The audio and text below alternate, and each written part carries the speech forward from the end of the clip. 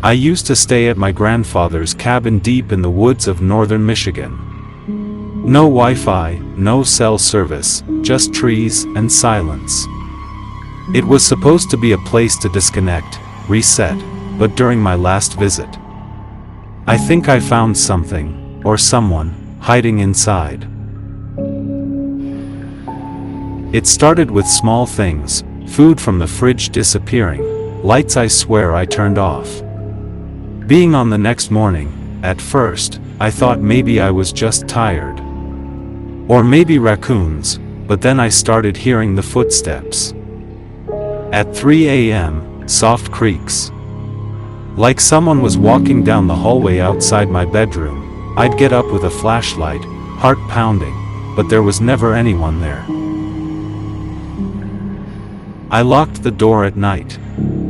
I made sure every window was sealed. Still, the noises continued. Sometimes, I'd wake up to hear slow breathing just outside the door. One night, I nailed the bedroom door shut from the inside. That's when it got worse. I heard a whisper. It was so faint I thought I imagined it, but the voice said, "You're not alone." The next morning, I packed my things to leave, but I had to find out what was going on. There was this strange patch in the wall near the living room. The wood there was hollow. I pried it open with a crowbar. There was a man, curled inside a hidden crawlspace, eyes wide, skin pale, wearing my clothes. He didn't say a word. Just stared. I ran. Called the police from the main road. They never found him. But they said the crawlspace had signs of long-term living, food wrappers, water bottles, and photos of me, sleeping. I haven't gone back since.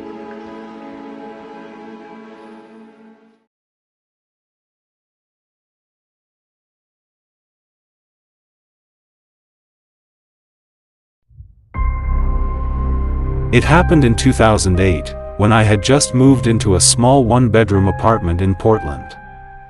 I was 24, fresh out of college, and ready to start a new job. The place wasn't much, creaky floors, old plumbing, and a weird chill in the air, but it was cheap and quiet, which is all I needed. For the first week, everything was fine. I was adjusting, unpacking, getting used to the neighborhood. But one night, around 2:30 a.m., I woke up for no clear reason. No sounds. No nightmares. Just awake. Something felt off. I glanced toward the window across the room, and I swear I saw a man standing outside, staring in.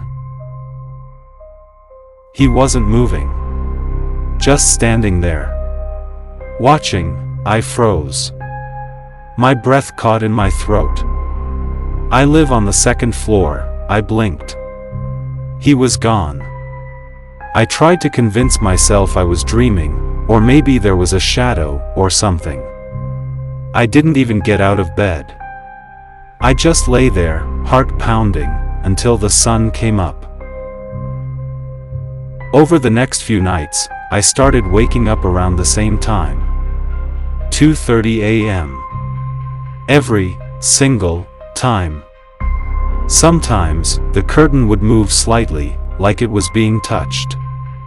Once, I found it open in the morning, even though I never open it.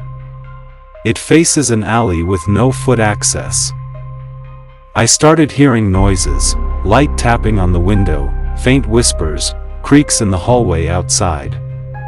But the building was old. I told myself it was settling, or the pipes. Then came the night I'll never forget. I woke up again. 2:33 a.m. This time, the curtain was already wide open, and there he was, the same man, pale, eyes dark and sunken, pressed up against the glass from the outside. On the second floor. His mouth was open like he was screaming, but there was no sound. I screamed. I scrambled out of bed and ran to the door. But it was locked. Deadbolt, too. I didn't hear anyone run off. No footsteps. No sound at all. When I finally got the courage to look again, he was gone. No one was outside. No ladder. No sign of anyone. I filed a report with the building manager, but no one else had seen anything. And of course, security cameras weren't working. I moved out 2 days later. Years later, I talked to a guy who used to live in that same apartment. I didn't tell him what I saw. But he looked at me and said, "Did you ever see the man at the window?" This story was based on a real incident reported anonymously in 2008 on a local paranormal blog. The building has since been renovated, but the apartment? Still vacant.